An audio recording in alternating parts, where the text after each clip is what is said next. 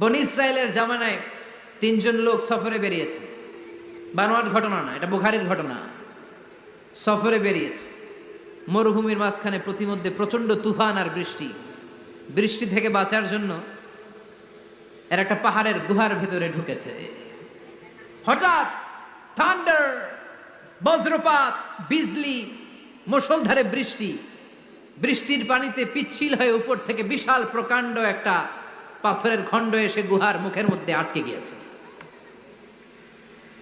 যেই গুহার মুখ দিয়ে তারা ঢুকেছে, ওইখানে বিশাল একটা পাথর গড়িয়ে এসে উপর থেকে বলল, অন্ধকার, ভিতরে কোনো আলো নাই, কোনো জনমানব নাই, বাঁচানোর কেউ নাই, কিচ্ছু দেখা যায় না, ঘুটঘুটে অন্ধকার। বাইরে থেকে আলো আর অক্সিজেন যে আসবে ওই সুযোগটাও নাই। তিনজন বুঝে গেল আমাদের মৃত্যু এখানেই হবে, আমাদের কঙ্কালগুলো শত শত বছর এখানে পড়ে থাকবে, কেউ উদ্ধারের জন্য আসবে না। ঠিক কিনা? বাঁচানোর কেউ নাই, অক্সিজেন যতটুকু আছে কিছুক্ষণ পরে এটাও শেষ হয়ে যাবে। তিনজনের একজন বলল, আমাদের বাঁচানোর কেউ নাই, একজন ছাড়া তিনি কে? আমাদের তিনজনের জীবনের এমন কোন নেক আমল আছে কিনা যেটা দিয়ে আল্লাহর কাছে দোয়া করা যায়? কার জীবনে কি নেক আমল আছে যেই নেক আমলটা দুনিয়ার কোনো মানুষকে দেখানোর জন্য করা হয় নাই, শুধু করা হয়েছে কার জন্য? এরকম কোন নেক আমল থাকলে দোয়া করা শুরু করো, এছাড়া আমাদের বাঁচার কোনো উপায় নাই। একজন দোয়া করা শুরু করলো। হাদিসে লম্বা একটা হাদিস, আমি সরল বঙ্গানুবাদ শোনাচ্ছি। একজন দোয়া করা শুরু করলো। একজন বলতে শুরু করলো, আল্লাহুম্মা কানা লি আবাওয়ান শাইখান কাবীরান। ও আল্লাহ, আমার বৃদ্ধ বৃদ্ধা মা বাবা ছিল, আমি পেশায় ছিলাম রাখাল। প্রতিদিন রাখালগিরি করার পরে, ছাগলের দুধ দহন করার পরে যখন বাসায় ফিরে আসতাম, সবার আগে আমি আমার আব্বা আম্মারে দুধ খাওয়াতাম। আব্বা আম্মাকে দুধ খাওয়ানোর পরে আমার সন্তানদের মুখে, আমার স্ত্রীদের মুখে আমি দুধ তুলে দিতাম। একদিন আমার আসতে দেরি হয়ে গেল, এসে দেখি আব্বা আম্মা ঘুমিয়ে গেছে। দুধের বাটি নিয়ে আমি আব্বা আম্মার মাথার সামনে দাঁড়িয়ে রইলাম। মনে মনে ভাবলাম, আব্বা আম্মা যখন ঘুম থেকে জাগবে, আব্বা আম্মারে আগে আমি দুধ খাওয়াবো, তারপরে ছেলে মেয়েরে খাওয়াবো, স্ত্রীদেরকে খাওয়াবো। দাঁড়িয়ে রইলাম। আমার ছেলে মেয়েরা এসে আমার কাছে বলল, আব্বা খাবার দাও। আমি দেই নাই। ক্ষুধার জ্বালায়, ক্ষুধার যন্ত্রণায় পাগল পড়া হয়ে আমার কলিজার টুকরা ছেলে মেয়েগুলো আমার পায়ের মধ্যে পড়ে কাঁদতে লাগলো, আব্বা একটু দুধ দাও, ক্ষুধা লেগেছে। ও আল্লাহ, আমি দেই নাই। ফজর পর্যন্ত দাঁড়িয়ে রইলাম। ফজরের সময় যখন আব্বা আম্মা ঘুম থেকে উঠলেন, সবার আগে আব্বা আম্মারে দুধ খাওয়ালাম, তারপরে ছেলে মেয়েদের মুখে তুলে দিলাম। ও আল্লাহ, ও আল্লাহ, ওই দিনে সারা রাতটা আমি দাঁড়িয়ে আব্বা আম্মার জন্য যে দাঁড়িয়েছিলাম, দুনিয়ার কাউরে দেখানোর জন্য নয়, শুধু তোমারে খুশি করার জন্য। ওই রাতের ইবাদতটা যদি তোমার কাছে পছন্দ হয়, ফাফাররিজ আন্না মা নাহনু ফি, আজকে যেই বিপদে আমরা আছি, বিপদ থেকে তুমি বাঁচাও।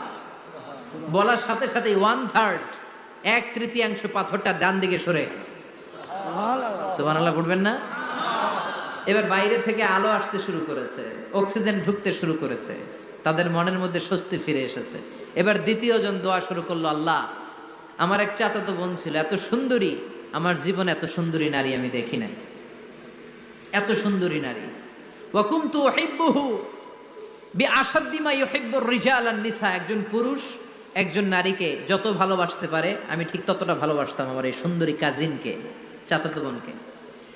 কিন্তু আমার মনের কথা আমার চাচাতো বোনরা আমি বুঝাতে পারি নাই। একদিন লজ্জা শরমের মাথা খেয়ে চাচাতো বোনরা আমি বললাম, তোরে আমি বড্ড ভালোবাসি, একান্তে আমি তোরে চাই। চাচাতো বোন বলল, এত এত স্বর্ণ মুদ্রা যেদিন জমাতে পারবা ওই দিন আমারে পাবা। এবার আমি স্বর্ণ মুদ্রা জমাতে লাগলাম।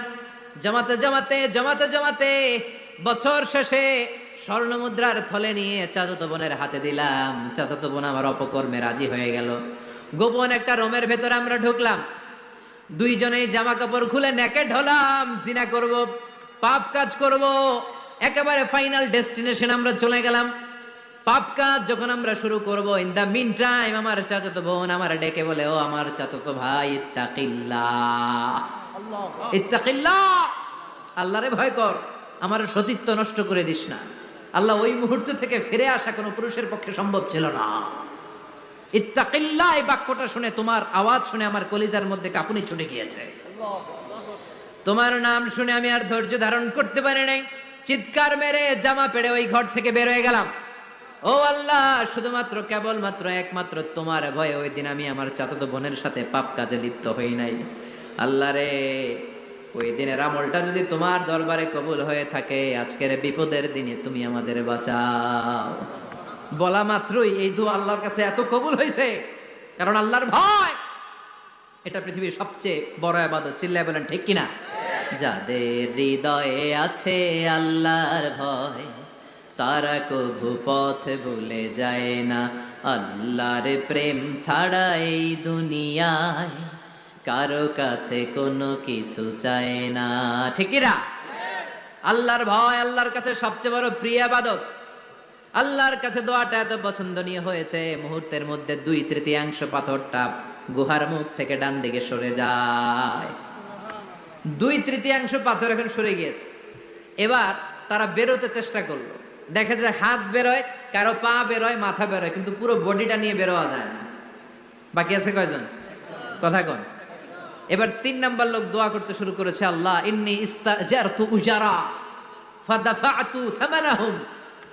আল্লাহ, আমি অনেকগুলো শ্রমিক ভাড়া করেছিলাম, তাদেরকে দিয়ে কাজ করিয়ে তাদের ঘাম শুকিয়ে যাওয়ার আগে প্রত্যেকটা শ্রমিকের পারিশ্রমিক আমি দিয়ে দিয়েছি। সবগুলো শ্রমিক আমার কাছ থেকে পারিশ্রমিক বুঝে নিয়েছে, একজন ছাড়া।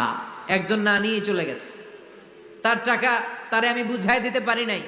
তার রেখে যাওয়ার টাকা দিয়ে আমি কয়েকটা ছাগল কিনলাম। ওই ছাগল পালতে পালতে বাচ্চা দিল, আরো বাচ্চা দিল, দিতে দিতে বিশাল ছাগলের ডেয়ারি ফার্ম বানালাম।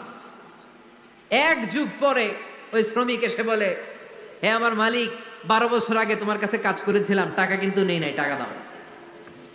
আমি বললাম, ওই যে বিশাল ছাগলের বড় একটা ডেয়ারি ফার্ম দেখা যায়, পুরো ডেয়ারি ফার্ম তোমার, ডেয়ারি ফার্মটা তুমি নিয়ে যাও। শ্রমিক আমারে বলতে লাগলো, তাস্তাজিউ মিন্নি, আমার সাথে ঠাট্টা করো নাকি? একদিনের পারিশ্রমিক দিয়ে ডেয়ারি ফার্ম হয় নাকি? যতটুকু টাকা তোমার কাছে আমি 12 বছর আগে পেতাম, ততটুকু দিলেই চলবে। তারে আমি বুঝিয়ে বললাম, তোর টাকা দিয়ে ছাগল কিনেছি, ছাগলের ব্যবসা করে ডেয়ারি ফার্ম বানিয়েছি, একটার পর একটা ছাগল বাচ্চা দিতে দিতে আজকে হাজার হাজার ছাগলের এই ডেয়ারি ফার্ম, পুরো ডেয়ারি ফার্মটা আমি তোরে দিয়ে দিলাম। বলা মাত্র ওই শ্রমিকটা ডেয়ারি ফার্ম নিয়ে চলে গেল। মাবুদের এই কঠিন বিপদের দিন সে শুধু দাবি করেছিল তার পারিশ্রমিক, তার পারিশ্রমিকের টাকা তার হাতে দিলে সে খুশিতে বাকবাকুম, কিন্তু তার বদলে পুরো ডেয়ারি ফার্মটা আমি তার হাতে তুলে দিয়েছি একমাত্র তোমার সন্তুষ্টির জন্য। ওই দিনের আমলটা যদি তোমার দরবারে একটুও ভালো লেগে থাকে রে মাওলা, আজকের কঠিন বিপদ থেকে বাঁচাও। বলতে দেরি মুহূর্তের মধ্যে বিশাল পাথর খণ্ডটা গুহার মুখ থেকে ডান দিকে সরে যাও। আল্লাহর শুকরিয়া করে 3 জন বের হয়ে যায়। সহিহ বুখারীর বর্ণনা।